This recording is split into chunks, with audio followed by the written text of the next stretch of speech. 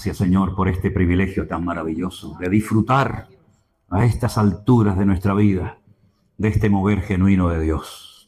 A ti la gloria, Padre, en el nombre de Jesús. Amén y amén. Aleluya. Hermanos queridos, vivimos en una generación, en unos tiempos, como dijo la palabra de Dios, difíciles y peligrosos, donde la maldad se ha multiplicado de una manera tremenda, donde vemos que cosas que hoy en día son normales, en nuestra época eran auténticas aberraciones o barbaridades que incluso hasta te daba vergüenza mencionarlas o hablar de ellas. Y todo esto no es producto de la casualidad. El Señor Jesucristo nos dio muchísima información acerca de las cosas que iban a ocurrir en los postreros días, en los últimos tiempos. Y ya estamos viviendo en esos postreros días. Y el que no sienta en su corazón que estamos en la recta final de la historia de la iglesia es porque está ciego y su corazón tal vez se ha endurecido o se ha enfriado, vete tú a saber. El Señor Jesucristo dijo que la maldad se multiplicaría. No nos dijo por cuánto, pero que la maldad se ha multiplicado en todas partes, en los colegios, en el mundo de la política, en las universidades, en las iglesias. Por todas partes vemos maldad, injusticias y una larga lista de cosas. Y no tenemos que sorprendernos. El apóstol Pedro dijo, yo procuraré después de mi partida que todo lo que yo vi y recibí de parte del Señor os quede constancia, os quede por escrito, para que vuestra fe sea renovada, ¿no?, y fortalecida cada día. Y dice, y no os sorprendáis, por favor, que nadie se lleve las manos a la cabeza diciendo, ¿pero qué está pasando? Porque el fuego de prueba ya ha comenzado y el Señor está comenzando a limpiar y a tratar con su iglesia, con su pueblo.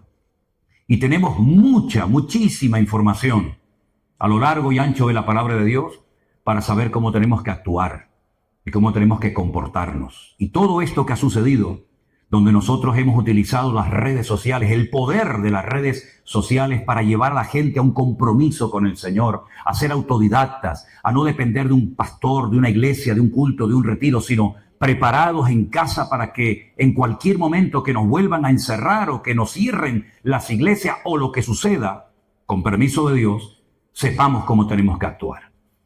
Que nos enamoremos de la palabra. Está bien reunirnos, está bien escuchar los cultos, ver los devocionales, venir a reuniones como esta, está muy bien. Pero hermanos queridos, tenemos que estar preparados para aún cosas peores que se avecinan en el horizonte y que la iglesia tiene que estar preparada. A lo largo de la Biblia, no digo en todos los libros, pero sí en 3/4 partes de la Biblia, 3/4 partes de la Biblia, es un material profético cargado de una información espectacular para que la iglesia supiera adaptarse y moverse en cada etapa de la historia en la cual ha vivido. Lógicamente nosotros no somos o no formamos parte de la iglesia primitiva, donde allí mataban a los hermanos y los encarcelaban como cosa normal.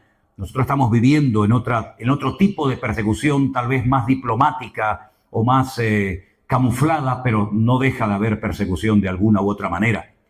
Ahora bien, cuando vamos a la palabra de Dios, encontramos que el Señor siempre nos dice, velad y orad, que no os sorprendan estas cosas, que no venga el ladrón y os robe la bendición de vuestros corazones, ¿no? La pregunta es, ¿cómo puedo velar? ¿Cómo puedo prepararme adecuadamente para lo que se avecina? Permítame llevarles al último libro de la Biblia, que es el libro del Apocalipsis, donde un anciano llamado Juan, uno de los hombres que vivió más cerca del corazón del Señor Jesucristo, escribe este libro, y él está desterrado en una isla aquí en Europa llamada la isla de Patmos. Una isla donde los romanos lo habían lanzado, como antaño, por ejemplo, se mandaba a la gente al destierro a la isla de Fuerteventura.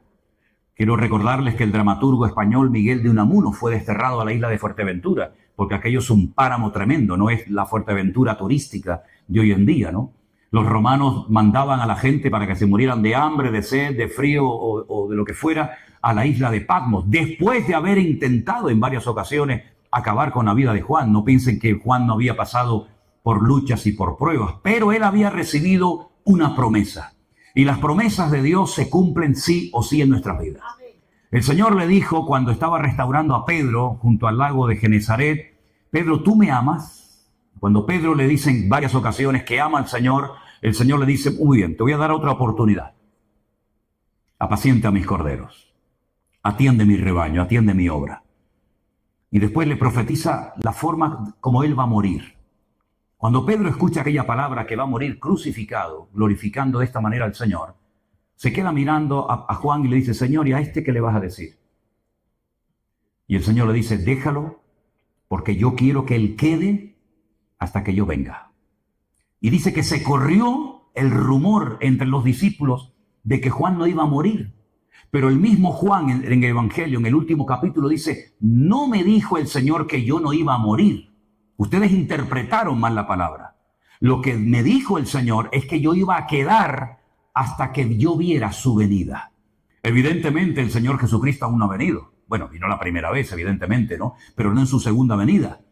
Pero él sí la vio, digamos, de una forma profética, a través de sueños, a través de visiones, y por eso él escribe el libro del Apocalipsis, donde él relata la segunda venida del Mesías, de Cristo, y los acontecimientos previos a su venida y los acontecimientos posteriores a su venida. Y él está en la isla de Patmos y dice en el capítulo 1, verso 10, yo estaba en el Espíritu en el día del Señor. Y oí detrás de mí una gran voz como de trompeta.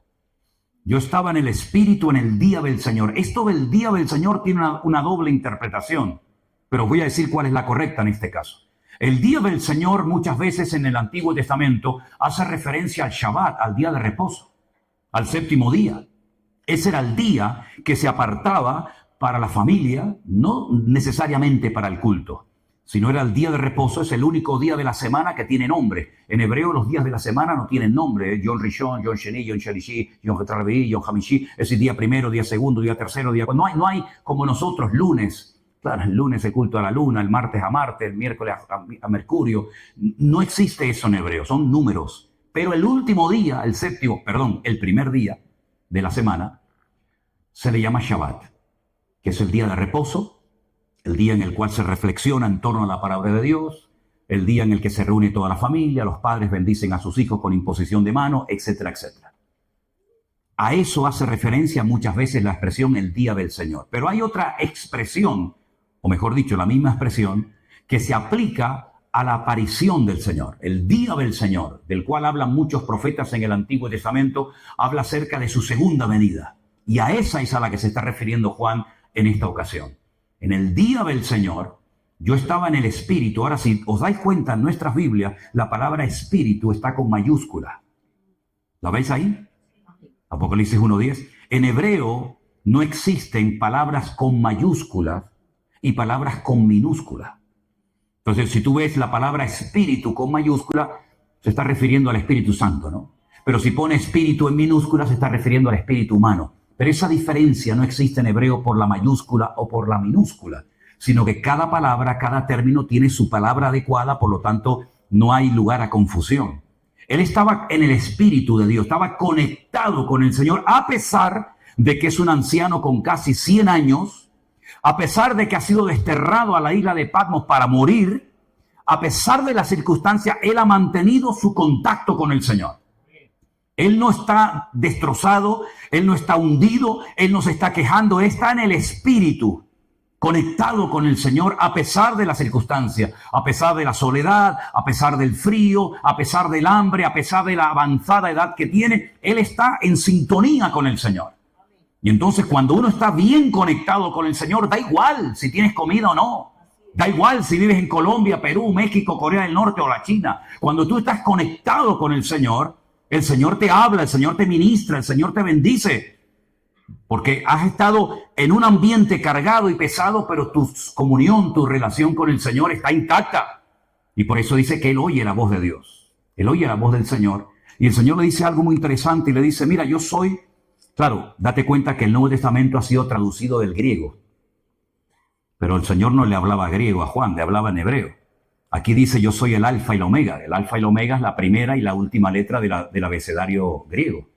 El Señor le dijo, yo soy Aleph Betav. Yo soy la Aleph y la Tav, la primera y la última letra. Pero bueno, yo soy el primero y el último. Escribe en un libro lo que ves y envíalo a las 7 iglesias que están en Asia. Y le da el nombre de 7 congregaciones. Date cuenta que no se menciona la iglesia de Corinto, No se menciona la iglesia de los filipenses, no se menciona la iglesia de los colosenses o de los tesalonicenses, pero el Señor le dice, lo que tú vas a escribir, yo quiero que lo lean en la iglesia de Éfeso, en la iglesia de Esmirna, de Pérgamo, de Tiatira, de Sardi, de Filadelfia y de Laodicea.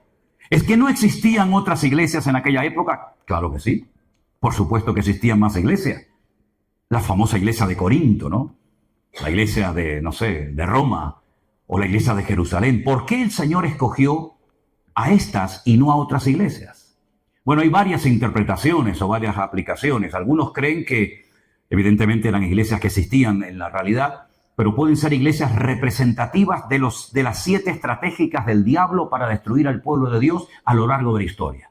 El enfriamiento, la pérdida de visión espiritual, la falsa doctrina, las falsas profecías, etcétera, etcétera. Si analizas, que no lo vamos a hacer porque no tenemos tiempo, pero si analizáramos una por una las iglesias que se mencionan en el libro del Apocalipsis, te vas a dar cuenta que no hay 2 iglesias iguales. Esto es como los hijos. Tú puedes tener 2, 3, 4, 5 hijos o más y te vas a dar cuenta que son del mismo padre, son de la misma madre, pero no hay 2 iguales. Uno es abierto y extrovertido, el otro es tímido y reservado, el otro le gusta la electrónica, al otro no le gusta nada. Es decir, te vas a dar cuenta de que las iglesias son casi en ese sentido como los hijos, ¿no? Aunque nosotros, yo doy muchas gracias al Señor que trabajamos con la mentalidad, y esto es algo muy importante que ustedes tienen que tener siempre en cuenta, nosotros trabajamos con la mentalidad de que somos una sola iglesia.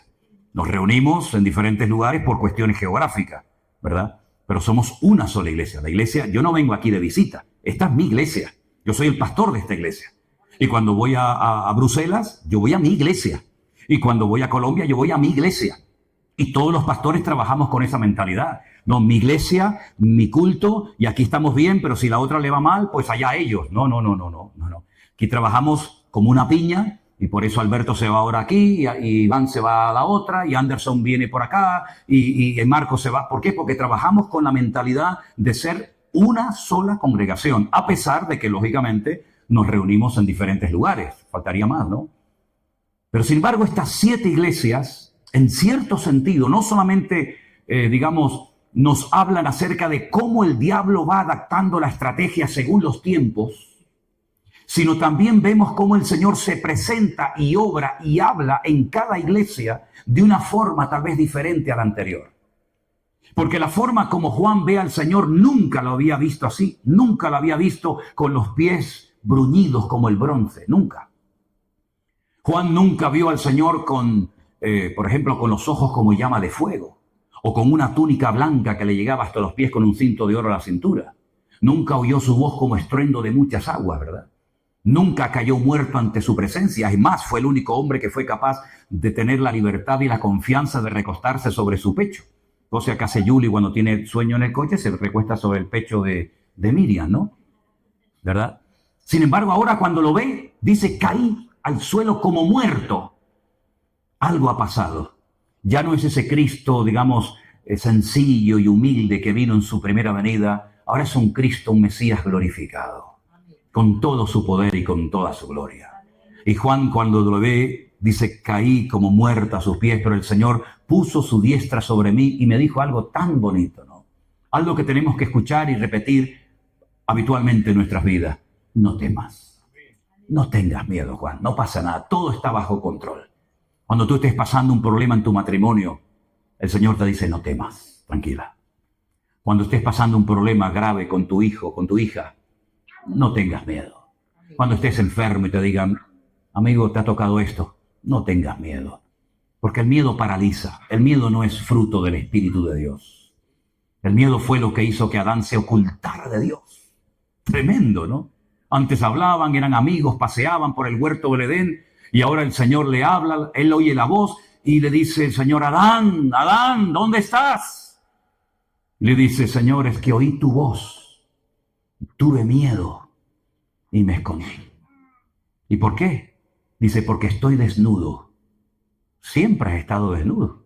Yo no te vestí con zapatillas Nike, no te puse ropa ni zapatos, siempre has estado desnudo. ¿De dónde viene ahora el miedo? Pero no se refería a una desnudez física, ¿no? sino estoy sin argumento, Señor. No sé qué decirte. Y entonces, ¿qué es lo que hace? Pues lo que suelen hacer muchas personas, es que yo he caído, yo estoy desanimado, yo estoy mal, no porque yo quiera estar así, sino por culpa de esta. Ah, ya. ¿Y a ti qué te pasa, Eva? Y dice, no, es que fue Satanás. Y siempre tratamos de buscar a un chivo expiatorio, ¿no? Sea a nivel político, a nivel espiritual. Siempre parece que yo soy la víctima de alguien o de algo. No me aman, no me llamaron, no me escribieron, el pastor, Dios, el diablo, el frío, el calor. Siempre parece que tenemos que buscar a un chivo expiatorio para justificar nuestros errores y nuestras carencias, ¿no? Ya también lo intentó Job en su momento. La Biblia dice que Job empezó a argumentar y argumentar y argumentar con Dios. Y cuando terminó la conversación, el Señor dice, para un momentito, Job, ¿me vas a condenar a mí para justificarte tú? ¿Dónde estabas tú cuando yo creé los vientos y le puse y creé la tierra y esto y lo otro, ¿no? Así que en el libro del Apocalipsis, Juan recibe un mensaje para 7 congregaciones que, quitando la iglesia de Filadelfia, ¿sí?, todas tenían una situación complicada. Por ejemplo, la primera iglesia, la de Éfeso, dice que se habían enfriado. Habían perdido el primer amor. Habían trabajado, habían probado a los que se dicen ser apóstoles. Qué bueno sería que muchos de los que se llaman hoy en día apóstoles los probaran, porque dice la Biblia que los de Éfeso probaban a los que se decían ser apóstoles y los habían hallado mentirosos. Pero sin embargo, a pesar de que la iglesia de Éfeso había sufrido y trabajado y tenía un discernimiento espiritual, por lo menos lo tuvo durante un tiempo, el Señor dice, tengo contra ti que has dejado tu primer amor. Y eso es un problema grave, porque si no cambias esta situación, si no vuelve otra vez a arder tu corazón con el fuego de Dios, con la pasión de Cristo en tu corazón, yo voy a apagar la luz de la iglesia. Y ahora en mayo vamos a estar en Éfeso. Yo en mayo ahora viajo y voy a estar en Pérgamo, en Tiatira, en Sardis, en Filadelfia, en todos estos lugares. Y por ejemplo en Éfeso, cuando vayamos, le voy a enseñar a los hermanos montones de ruinas. Allí no hay iglesia, no hay nada. ¿Por qué? Porque no se arrepintieron y no volvieron otra vez al Señor. Si hay alguien aquí que estuvo bien con el Señor, pero te has enfriado, te has apartado y ya no eres ni la sombra de lo que eras, hoy el Señor te ha traído aquí para volver a poner fuego en tu corazón, para restaurar tu comunión con el Señor, para que no vivas del recuerdo de lo que fuiste, de lo que hiciste, sino puedas caminar de victoria en victoria y de gloria en gloria y de triunfo en triunfo en el nombre del Señor. Y eso no lo hizo, lamentablemente, la iglesia de Éfeso. Se apagaron. La iglesia de Esmirna, el diablo echará a algunos de vosotros en la cárcel. En otras palabras, le está profetizando, vais a ser perseguidos. No sé si hay alguien aquí que en tu momento, en tu iglesia, en tu denominación, te enseñaron que la iglesia no iba a pasar por ningún tipo de pruebas, de luchas, de persecuciones, de dificultades, sino que nos íbamos y las persecuciones y todo lo terrible era para los judíos, para ellos, ¿no? Pues el Señor le está diciendo aquí a la iglesia de Esmirna, prepárense porque algunos de ustedes van a morir y la iglesia va a ser perseguida. Por lo tanto, no hay ninguna promesa de que no se van a meter con nosotros. Es más, yo no estoy preocupado porque se metan con nosotros. A mí lo que me hace pensar es por qué no se meten más con nosotros. Porque si realmente nuestra vida está haciendo un impacto y está marcando una diferencia en tu universidad, en tu oficina y en tu puesto de trabajo, tú no puedes pasar desapercibido. En algún momento alguien te dirá, tío, tú eres medio raro, ¿no? No te han dicho, tú eres raro, ¿no? ¿Tú dónde vas? Tú no dices palabrotas, no cuentas chistes verdes, no estás todo el día hablando de esto y de aquello. ¿Tú de qué vas? Seguro que a más de uno le han dicho eso, ¿no? Bueno, pues eso es lo que tenemos que marcar una diferencia en esta sociedad, ¿verdad? Aquí en España, lamentablemente, no sé tanto en Madrid, pero mi padre era, por ejemplo, de Aragón, y allí el nombre de Dios se blasfema a cada 2 por 3, y en el País Vasco ni te cuento. Gracias a Dios en Canarias no hay esa costumbre, pero cuando yo estuve en el ejército, ahí todo el mundo, Dios para arriba y Dios para abajo. Y a mí me decían, ¿y tú por qué hablas diferente? Bueno, pues yo le decía, gracias a Dios de que soy cristiano, porque si yo fuera un recién convertido y te oigo blasfemar contra mi Dios, te hubiera dado un trompazo que te arranco la cabeza en un momento, ¿no? Pero eso es lo que yo hacía cuando me convertí, que agarraba a mis amigos así por el cuello y los llevaba al culto, y el pastor me decía, no, Manolo, no es así. Digo, pero es que no me hace caso, pastor, es que no se quiere convertir. No, que no es así, Manolo, tranquilo, relájate. Dice que le doy una... Y entonces tuve que aprender, ¿verdad? Tenemos que marcar una diferencia. Y a veces, pues, esa diferencia hace que te critiquen, que te calumnien, o que incluso te digan, o cambias o te echamos del trabajo. ¿Qué te parece? Cada iglesia tenía un problema. Por ejemplo, había una iglesia donde dice la Biblia que tenían nombre de que tenían vida y sin embargo ya se habían muerto hacía mucho tiempo. Otra iglesia había perdido la presencia de Dios y no se habían dado cuenta. Por ejemplo, la iglesia de la Odisea. En otra iglesia había una falsa profeta que la llamaban Jezabel, que puede ser que se llamara Jezabel de verdad o que sea un nombre simbólico de aquella famosa Jezabel del Antiguo Testamento que cuando los perros se la comieron, pues lo vomitaron, porque es que aquello era terrible, aquello. Después del diablo, esta mujer era terrible, ¿no?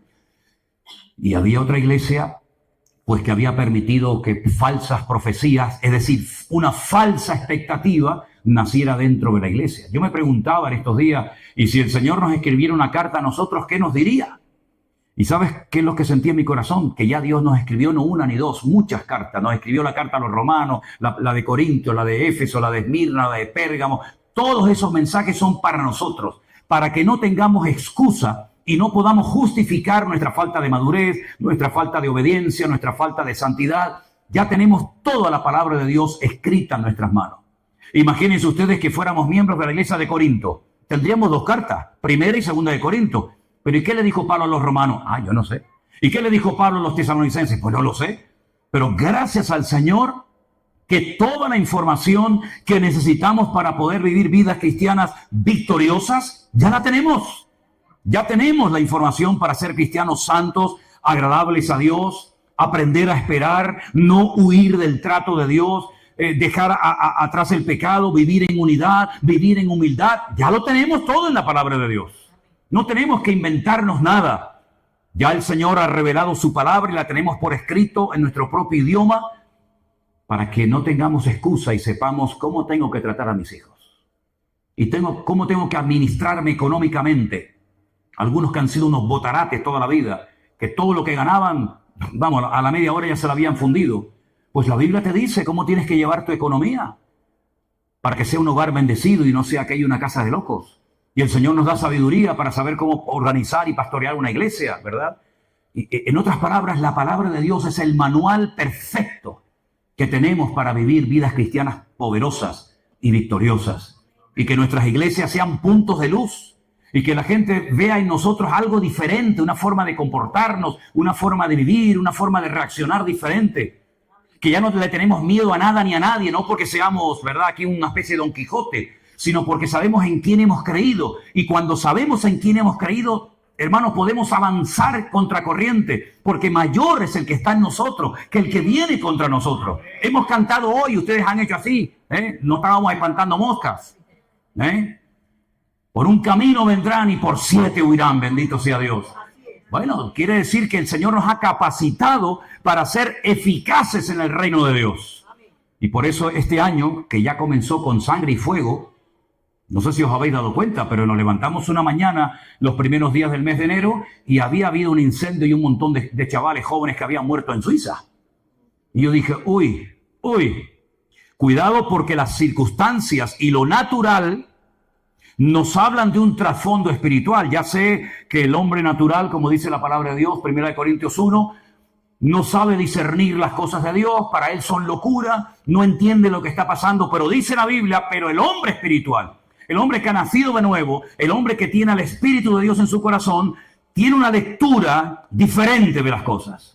Y yo cuando vi que los primeros días de enero ya empezaron con muertes de jóvenes, con fuego, con cosas destruidas, yo dije, ya está, ya nos está indicando el Señor cómo va a ir el resto del año. Y en pocos días de enero, que aún no ha terminado, fíjate las cosas que han pasado. ¿Quién le iba a decir a este del bigotito que decía, ven para acá, cobarde, aquí te estoy esperando? Pues fue para allá y lo buscó. ¿Quién te iba a decir? ¿Quién te iba a decir a ti esos cambios?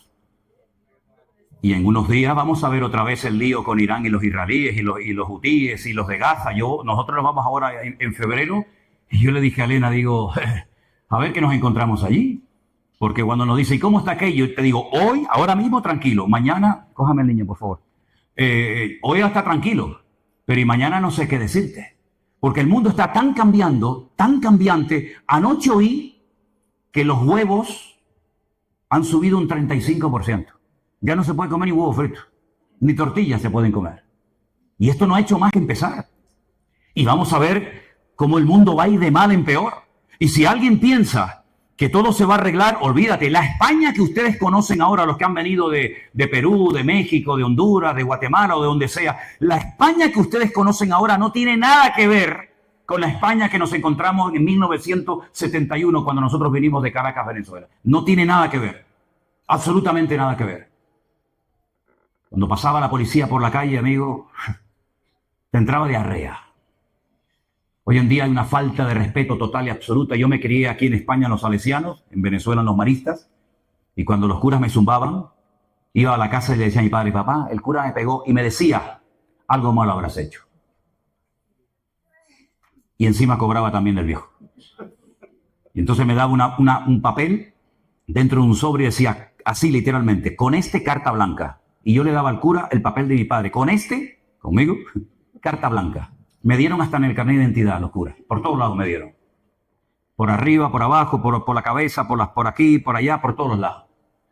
Dile a tu padre hoy en día que el maestro te ha dicho algo, que cuelgues el teléfono, que prestes atención y que ni se le ocurra tocarte. Va el padre y le mete una paliza al profesor. Entonces, pero hombre, ni tanto, ni tampoco, ¿no? Yo he visto en Tenerife chavalas borrachas y drogadas perdidas gritándole a la Guardia Civil. Sí, hombre, hazlo hace años, pégale un grito a un guardia civil, te mete ¿Has visto a la niña del exorcista? Que le da la cabeza así vuelta. Así te pasa, ya da vuelta así, da vuelta así. Todo eso que es hoy en día normal, en nuestra época era totalmente anormal y ni se te pasaba por la imaginación. Y la iglesia también ha cambiado. La iglesia en la que yo me convertí era una iglesia sana, donde no había cosas raras. Hoy en día tú dices, ¿pero eso qué es? ¿Una iglesia o un circo? ¿Una iglesia o un teatro? Ahí hay un tipo que tiene una elocuencia y un carisma brutal que tiene enloquecido a la gente y el tío vive como un marajá mientras el resto del pueblo a dos velas. Y eso en mi época no existía. Sin embargo, hoy en día hay hermanos que han salido arruinados, heridos y maltratados de iglesias cristianas evangélicas. ¿Y cómo se come eso?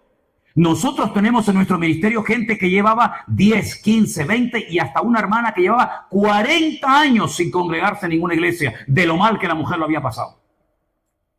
Entonces el Señor está haciendo algo bonito, algo nuevo, está trayendo restauración, está trayendo ilusión, está trayendo ganas de leer, de estudiar, de escudriñar las Escrituras. Y cuando uno se mete en el libro de Apocalipsis, tú te das cuenta de que todo esto es simplemente el principio de dolores. Y lo bueno de todo esto es lo malo que se va a poner todo. Lo bueno de todo esto es lo malo que se va a poner todo. Y solamente el hombre va a tener una vía de escape.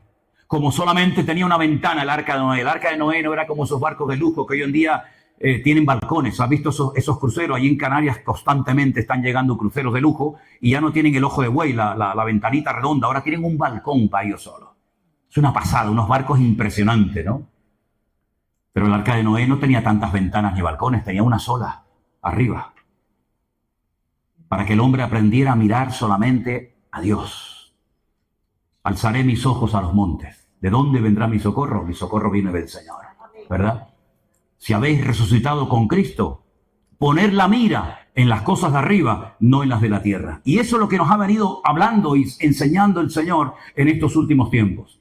Que el único al que podemos agarrarnos y fiarnos y la promesa se cumple sí o sí, es la promesa que nos hace nuestro Dios. El Señor le dijo a Juan que él no moriría hasta que viera su venida y la vio y la escribió. Aquí lo tenemos en el libro de Apocalipsis. ¿Dónde va a venir? Sabemos el lugar, ¿sí o no? Zacarías capítulo 14. Dice la Biblia que el Señor Jesús pondrá sus pies en aquel día sobre el monte de los olivos.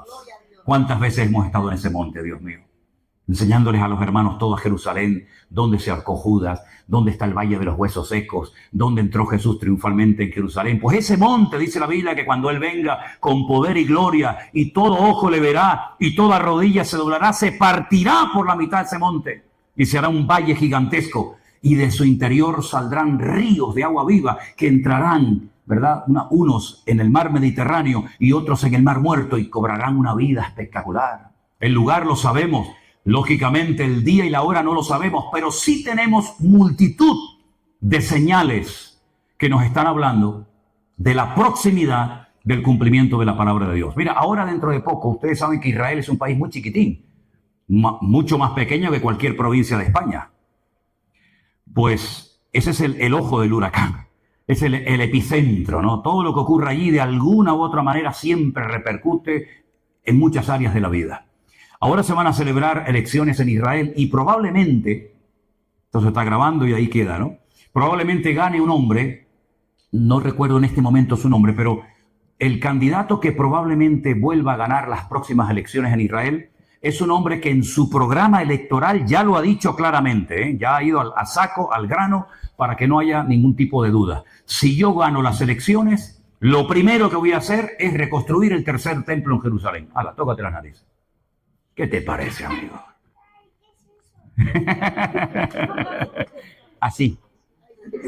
Dice, ¿qué es eso? ¿Saben lo que significa reconstruir el templo de Jerusalén? ¿Y dónde se va a reconstruir ese templo? En lo alto del monte Moriah, que antiguamente era un monte, pero que ahora es una explanada gigante. Y en el centro mismo de esa explanada hay una cúpula redonda, no es una mezquita, es el domo de la roca. Debajo de esa cúpula de oro hay una roca gigantesca, enorme, que fue el altar que utilizó Abraham para sacrificar a su hijo Isaac. No a Ismael, como dicen ellos, sino a Isaac. Y ellos dicen que ese es el centro geográfico del mundo, el ombligo de la tierra. Allí estaba el centro del jardín del Edén, como ellos dicen, ¿no? Y al lado hay una cúpula más pequeñita, como de color bronce o marrón, que se llama la famosa mezquita de Al-Aqsa, donde están los mártires de Al-Aqsa y toda esa historia. Pues en ese lugar se tiene que reconstruir el tercer templo. Pero resulta que durante siglos, escucha bien esto, siglos, faltaba un elemento indispensable. No hablo de la menorá, del candelabro de 7 brazos, ni de otros elementos. Todo eso ya está preparado, las ropas, las trompetas, los instrumentos, absolutamente todo. Hasta aceite de aquella época también, para ungir. Faltaba un animal. Qué cosa más rara, Faltaba la parada humana, la vaca roja, una vaca que tiene todos los pelos de su cuerpo de color rojo, no puede tener ni uno diferente porque automáticamente queda descartada y no se puede manipular genéticamente. Y entonces esa vaca se pone sobre el altar, se sacrifica, se quema totalmente, según el ritual de la ley de Moisés, ¿vale? Y con esa ceniza es como una especie de jabón, por así decirlo, se purifica la explanada del templo y se limpia no sé qué, y se limpia aquello y se limpia tal. Y esa vaca no aparecía, y no aparecía, y no aparecía por ningún lado. Pero resulta que hay una población en Israel donde últimamente estamos llevando a los grupos que se llama Shiloh. Shiloh es una montaña que está en medio de un montón de poblaciones árabes y allí atravesando parte de Samaria llegamos con los grupos y allí le explican con películas y con hologramas toda la famosa historia del Mishkan o del tabernáculo de Moisés. Cuando entraron las 12 tribus de Israel a la tierra prometida, colocaron el tabernáculo en Shiloh y estuvo por más de 400 años. Y allí se crió Samuel, allí subía Ana, allí subía Elcana, allí estaba Ofni, allí estaba Fines, allí estaba el sacerdote Elí, etcétera, etcétera. Hasta que los filisteos vinieron, le prendieron fuego al tabernáculo y se destruyó. Y vamos allí con los grupos y resulta que allí hay una proyección de una película. Y cuando la película termina, suben la pantalla, imagínense detrás de esta pared, la suben hacia arriba, y allí encontramos las famosas vacas rojas. Antes había 6, creo que ahora solamente hay 5, y es impresionante ver esos animales que hacía siglos que no aparecían, y ya están allí preparados, y han venido gente de Estados Unidos, del estado de Texas, para cuidarlas y mimarlas porque no pueden tener ninguna marca, no pueden sufrir ningún daño. Son vacas que están especialmente preparadas y, digamos, diseñadas de alguna manera para sacrificarlas en el templo de Jerusalén. Entonces uno dice, ¿y qué falta para que esta gente suba arriba y construya el templo? Nada, ya está todo listo. Y este señor que se quiere presentar ahora a las próximas elecciones, que probablemente las gane, pues resulta de que lo primero que ha dicho es, yo voy a reconstruir el templo de Jerusalén. ¿Habla la Biblia acerca de esto? Por supuesto que habla la Biblia. El apóstol Pablo, inspirado evidentemente por el Espíritu Santo, dijo que el anticristo, este político, este líder mundial, dice que odia todo lo que es objeto de culto, tanto que se sienta en el templo de Dios, haciéndose pasar por Dios. Es decir, que si este político va a ir a Jerusalén, pero no al muro como van todos, sino arriba al templo y lo va a profanar y va a decir, aquí no se adora a nadie más que a mí, quiere decir que para que esa profecía se cumpla, tiene que ser reconstruido el templo de Jerusalén, ¿sí o no? Pues ya está todo listo. Y si este señor gana las elecciones, ya digo, y comienzan a reconstruir, claro, algunos dirán, pero claro, ahí arriba están los árabes, tú. Cuidado que esa esplanada de las mezquitas está bajo protectorado de Jordania, del rey Hussein. Y se va a liar una que no veas. Claro, es que ya lo estoy diciendo. Es que esto no va mejor, esto va peor. ¿Por qué piensan ustedes que están tratando de acallar y de frenar y no destruir, porque no lo van a destruir completamente, porque lo dice la Biblia? ¿Por qué están tratando a Irán de que no tenga la bomba atómica, de que no tenga misiles? ¿Por qué se va a atacar otra vez a Irán? Esto es cuestión de días o de semanas. ¿Por qué se va a atacar? Porque se vuelve a repetir la historia. Porque si usted quiere saber lo que va a suceder, tiene que saber lo que ha sucedido en el pasado. Porque la Biblia dice qué es lo que será. Lo mismo que fue. Cuando David sintió en su corazón el anhelo, el deseo de construir un templo para Dios, Dios le dijo, tú no lo vas a construir. Y algunos dicen, bueno, es que había derramado mucha sangre, pero es que no se refería a esa sangre. Porque esa sangre que había derramado y esos enemigos que había derrotado era por mandato divino. Entonces, primeramente me matas para que los destruya y ahora no me dejas construir el templo porque he derramado sangre. ¿No se referiría más bien a la sangre inocente de aquel soldado llamado Urías? Ay, amigo, tú has matado a Urías, te has acostado con su mujer y te voy a permitir a ti levantar el templo. No, hasta ahí podríamos llegar, amigo. Tú somete a todos los enemigos, haz los tributarios que te pagan impuestos, uno que te traiga la madera, el otro que te traiga el oro. Prepara todo porque será tu hijo Salomón el que construya el templo de Jerusalén en un periodo de paz de 40 años. Ahora hay un enemigo en Oriente Medio que ha dicho claramente, queremos hacer una fiesta nuclear en Israel, destruir Tel Aviv, destruir Jerusalén, etcétera, etcétera. A ese enemigo hay que frenarlo temporalmente y cuando todos los enemigos de la zona, curioso, ¿no? Todo esto de los pactos de Abraham, ahora se habla de los pactos de Ciro, cuando todos los enemigos estén, entre comillas, quietos durante un tiempo, se reconstruye el templo, y a los 3 años y medio de haber reconstruido el templo, se monta otra vez la marimonena, se monta otra vez el follón, y entonces será tiempo de angustia, cual nunca la hubo desde que hubo gente hasta entonces. Pero en aquel tiempo será libertado tu pueblo, y verán la gloria del Señor. Por lo tanto, hermanos, hay una generación que tendrá que ver todo esto. Hubo una generación que vio el diluvio, hubo una generación que visitó y disfrutó del templo de Jerusalén, hubo una generación que conoció y caminó personalmente con Jesús, pero tendrá que haber una generación que vea la reconstrucción del templo, que vea cómo las profecías de los últimos tiempos se cumplan, y yo creo que nosotros ya formamos parte de esa generación. Y creo que lo que Dios ha estado haciendo de una forma especial desde el año 2020 ahora es reunir a un remanente de familias, de jóvenes, de pueblo de Dios, para que estén preparados para lo que se avecina en el horizonte. Y hay algo que es fundamental y es algo que Dios respeta aún hasta en el inconverso cuando lo practica, y es la unidad.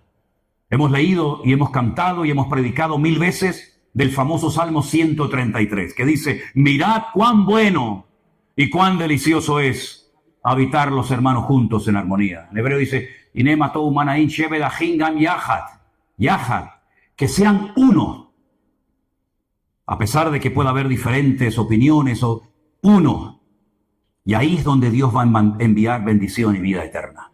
Lo cual quiere decir que Dios nos está enseñando a trabajar juntos, en armonía, aunque uno es bautista, y el otro es pentecostal, y el otro es payo, y el otro es gitano, y este es de Perú, y el otro es de México, pero hemos aprendido el poder de la unidad.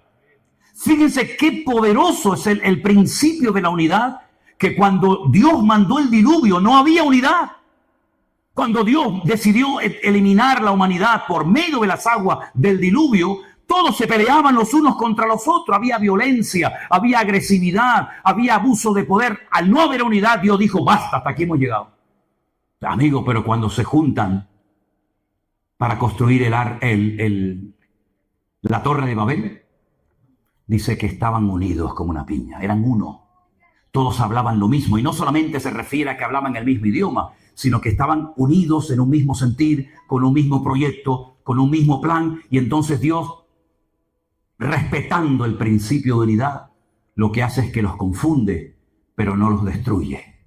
Si eso pasó con los inconversos, ¿cuánto más si somos capaces de unirnos en el nombre de Jesús para trabajar juntos? ¿Entienden ahora el poder de la unidad? ¿Entienden por qué Pablo, a punto de morir en la cárcel en Roma, le dice a Epafrodito, escribe, dile a la hermana Evodia y a Síntique? Fíjate las cosas que este hombre tendría en la cabeza: latigazos por aquí, la espalda destruida, una iglesia por aquí, un obrero que le sale rana, la iglesia que no sé qué. Y de repente Pablo dice, dile a la hermana Evodia y a Síntique que sean de un mismo sentir. Pero ¿qué más da si la iglesia tiene 500 personas, pero hay 2 que se llevan mal?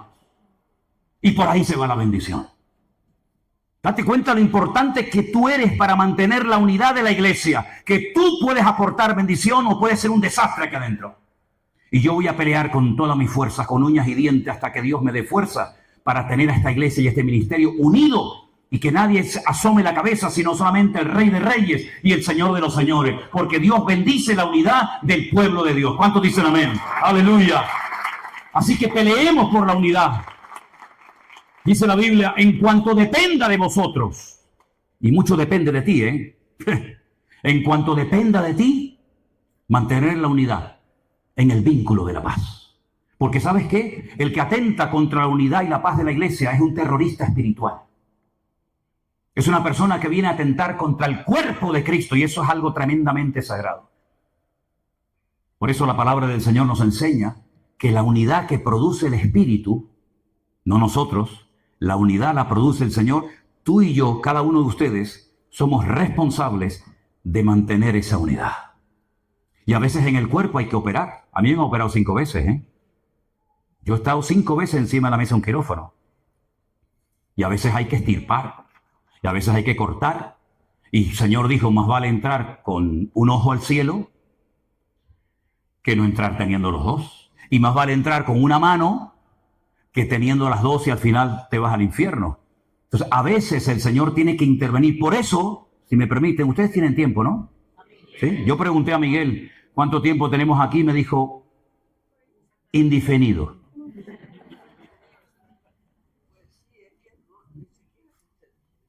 Entonces, fíjate qué curioso esto que te voy a leer ahora, porque esto es a mí algo que me ha impactado tanto. Estamos en Apocalipsis, por favor. La Biblia dice que en el libro de Apocalipsis había una mujer. Las mujeres en la iglesia son una bendición. Las que se portan bien según la palabra, pero si no, dice que la mujer en la vida del hombre es la clave o el clavo. Tú verás. Tengo unas pocas cosas contra ti, Apocalipsis 2:20. Tengo unas pocas, pero no me gustan. Primero, que toleras que esa mujer, Jezabel, que se dice, no es que lo sea, ella dice que es profetisa, enseña y seduzca a mis siervos a fornicar y a comer cosas sacrificadas a los ídolos. Déjame aquí, porque fíjate, enseñe y seduzca, ¿a quién? A mis siervos, ¿a qué? A fornicar, sí, son relaciones sexuales prohibidas, y a comer cosas sacrificadas a los ídolos. Vale, lo puedes quitar ya. Mira, llegó un momento que la iglesia comenzó a crecer y a crecer y a crecer, pero se convertían más gentiles que judíos. Y las costumbres de los gentiles eran y son totalmente diferentes a las costumbres de los judíos. Y comenzó el choque cultural en la iglesia. Ay, es que en mi país no se hace eso, y en mi país no se hace lo otro, y empezaron los problemas dentro de la iglesia. ¿Cuál fue la solución o el remedio para solucionar el follón en las iglesias? Vamos a reunirnos todos los apóstoles y el liderazgo de la iglesia en Jerusalén en un concilio, famoso concilio de Jerusalén. Hechos capítulo 15. Allí está Pablo, Santiago, Pedro, etc. Y después de mucho debatir y después de mucho hablar, oye, mira que se están convirtiendo muchos gentiles, resulta que esta gente se va a la carnicería y ha comprado chuletas, pero es que el dueño de la carnicería no es cristiano, tampoco es judío. Y resulta que para matar 2 pájaros de un tiro, el tío lo que ha hecho es coger la vaca, se la presenta, la sacrifica a Baal, queda bien con su Dios, luego la cortan tiras y la vende al público. Y los gentiles vienen, compran esa carne y están comiendo carnes que han sido previamente sacrificadas a los ídolos. Y los judíos dicen, eso no se puede, eso es un delito terrible. Y el otro decía, pues estaban riquísimas, las chuletas estaban de perla. Y uno, y otro, y dice, no, esto no puede ser esto. Estamos peleando por la comida, pero ¿esto qué cosa es? Entonces dicen, miren, le ha parecido bien al Espíritu de Dios, al Espíritu Santo y a nosotros, que escribamos unas cartas y las mandemos por todas las iglesias diciéndoles que para no ofender, para no herir la débil conciencia de algunos hermanos, díganle a los hermanos que no coman carne sacrificada a los ídolos, ni cosas que tengan sangre, ni nada de eso. No estoy hablando del Antiguo Testamento, estoy hablando del Nuevo Testamento, Hechos capítulo 15. Entonces, de esta manera vamos a evitar que las iglesias se peleen, que los hermanos se enfrenten por la comida, que es una vergüenza.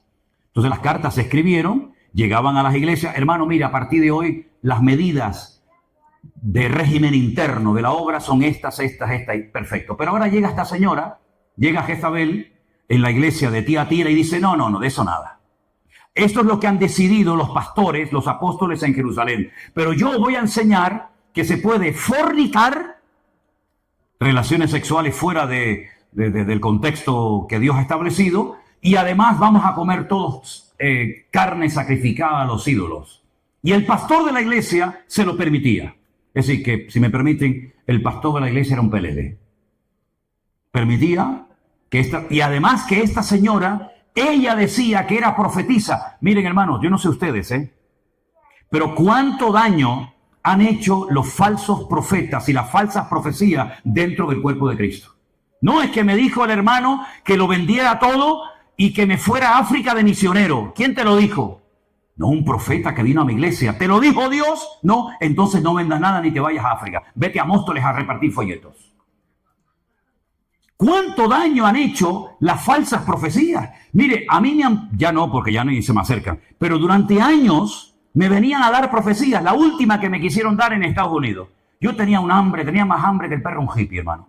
Un hambre terrible, todo el día habla con este. Y yo tenía un hambre, estaba en la cola para comer y de repente me tocan así por el hombro y le digo, hola, ¿qué tal?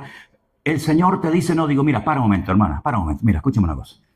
Si el Señor, mi Dios y mi Señor, me tiene que decir algo, me lo va a decir a mí, ¿vale? En todo caso, confirmaría. Pero no, es que el Señor me ha dicho que tú serás y tendrás. Digo, no, si yo sé que seré y tendré, por eso no te preocupes, que tengo bien claro.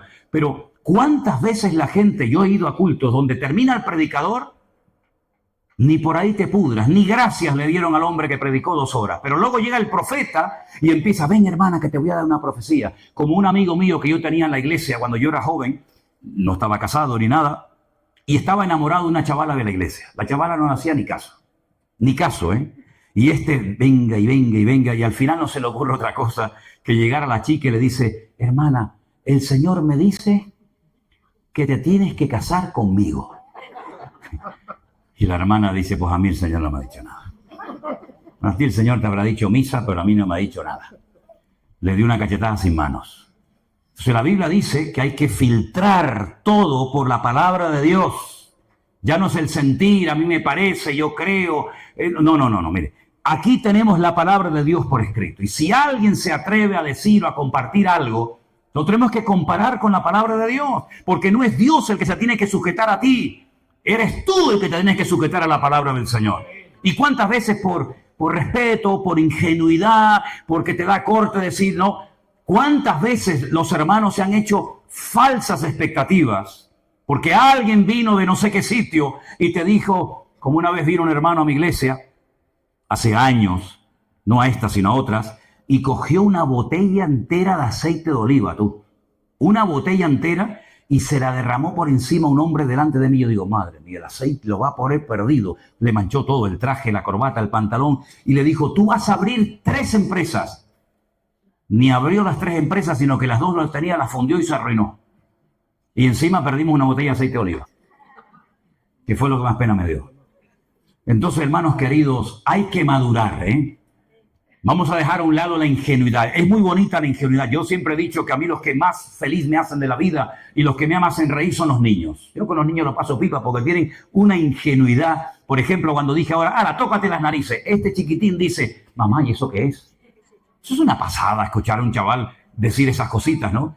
Pero espiritualmente hablando tenemos que madurar. Y si el pastor predica, gloria a Dios, pero yo tengo mi Biblia en la mano y voy a comparar. Y voy a ver si realmente lo que enseñó es bíblico o no es bíblico. Y si no es bíblico, ni Manolo, ni Perico de los Palotes, ni San Pablo bendito, lo que no es bíblico, yo no tengo la obligación de decir amén.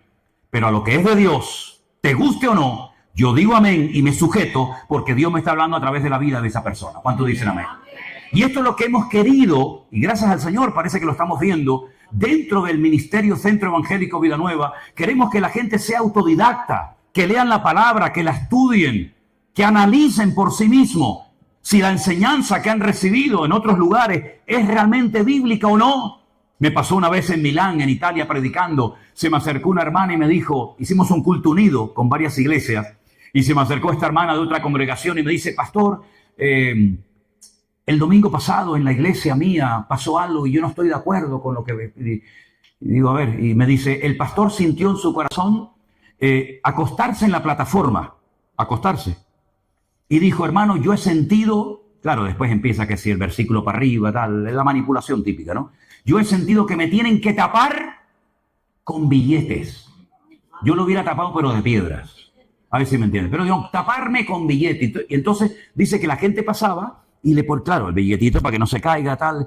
Y entonces le digo, pero una pregunta, usted eso lo vio mal. Dice, sí, sí. Digo, pero usted también pasó, ¿verdad? Cuando te dicen, cuidado. Cuando tú le dices a un hijo, ¿fuiste? Papá, ya está, ya fuiste. Me dice, Digo, tú también pusiste el billetito, ¿no? Entonces, ¿qué vienes a hablarme? Vienes a hablarme de lo mal que se hizo, pero tú estás allí. ¿Tú tienes algún cargo en la iglesia? Le dije. Sí, yo soy líder de no sé qué. Digo, claro, por eso no te vas de la iglesia.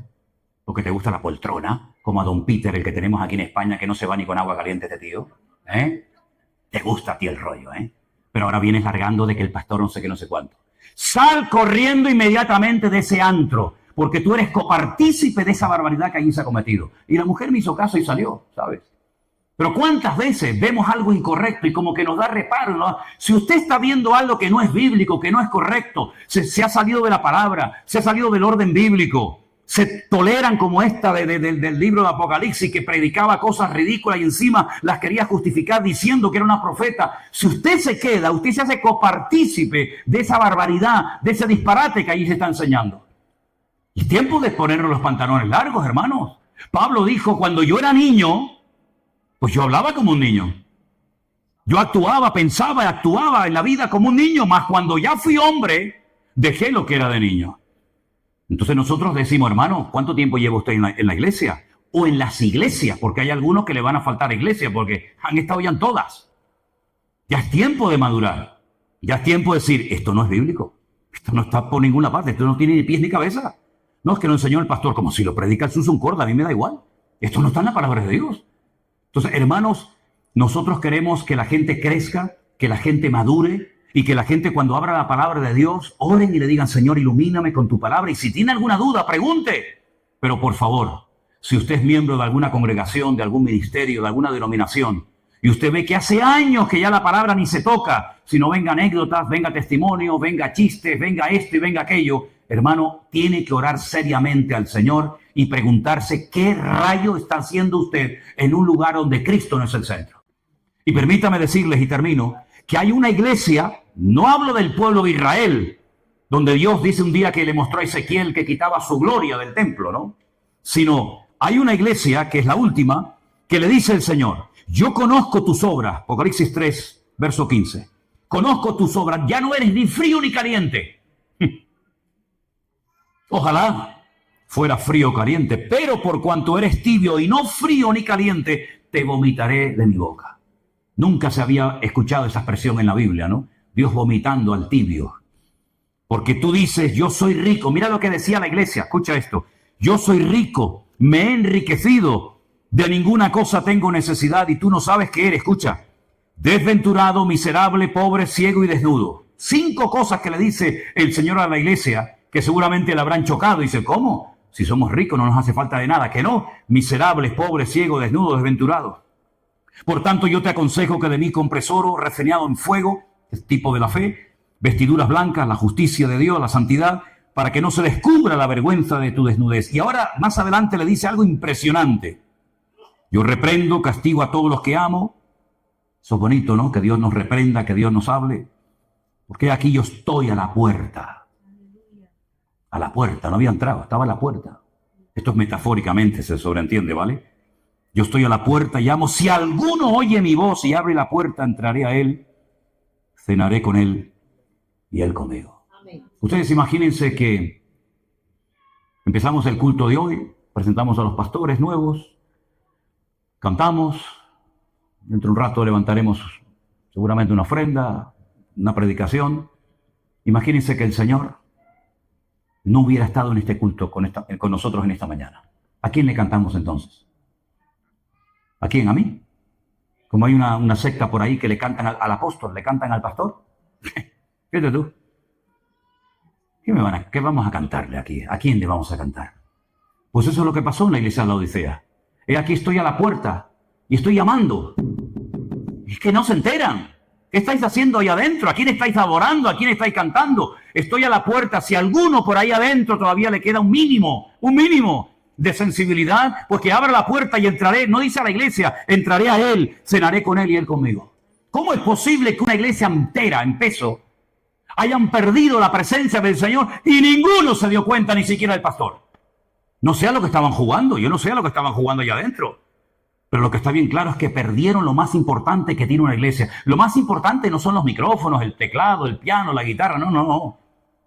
Lo más importante es la presencia de Dios. Sin la presencia de Dios no pasa nada. Cantamos a capela, cantamos sin guitarra. Yo estuve en Cuba y entré un día en una población. ¿Hay algún cubano aquí? Bueno, estoy claro. Yo entré en San Miguel de Padrón. Ya, es que yo voy a donde nadie quiere ir, amigo. ¿Qué te parece? Ahí fui yo a San Miguel de Padrón a jugarme el cuello.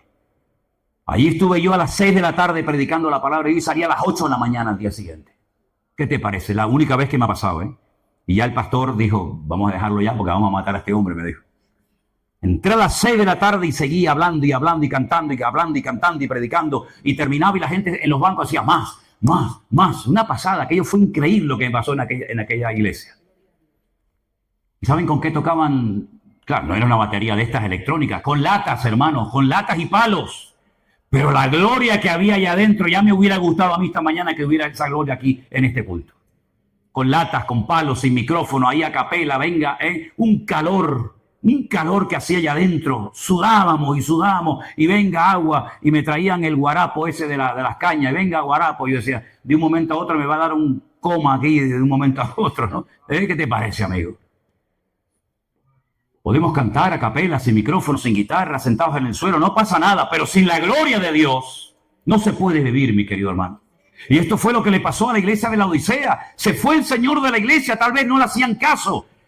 Yo digo, y es una opinión personal, ya esto no es Biblia, es una opinión de Manolo Sierra. Yo creo que hay sitios donde ya el Señor no quiere estar. Sinceramente te lo digo, Yo creo que hay sitios donde Dios está comodísimo. El Señor está a gusto, dice, yo quiero estar con ese pueblo, con esa gente. Pero creo que hay otros lugares donde Dios dice, yo ahí no entro, ahí no voy. No, porque yo no soy el protagonista, yo no soy el invitado, no, yo soy uno más. Y ya tienen todo tan estructurado, tienen el programa tan hecho, que aunque yo quiera decir algo no me dejan, porque ya la iglesia no es mía, la iglesia es de don fulano de tal o del apóstol, vete tú a saber de quién, ¿no? Que nunca nos pase eso a nosotros como familia, como ministerio, como iglesia, que perdamos la presencia del Señor y no nos hemos dado cuenta. Es que ya le pasó a Saúl, ya le pasó a Sansón y ya le pasó a la iglesia de la Odisea. Perdieron la gloria del Señor y no se habían dado cuenta. Entonces, ¿qué es lo que hay que hacer? Hermanos, parar y decir, hermano, ¿qué me está pasando? Ya no siento la presencia del Señor, ya no tengo ganas de leer la palabra, no tengo ganas de congregarme con otros hermanos, me siento raro en todos los lugares, no me ubico en ningún sitio. Hermano, ¿estás enfermo? ¿Estás enfermo? Cuando dice la palabra de Dios que donde hay 2 o 3 reunidos, hermanos, ¿qué dice la Biblia? Ahí estoy en medio de ellos.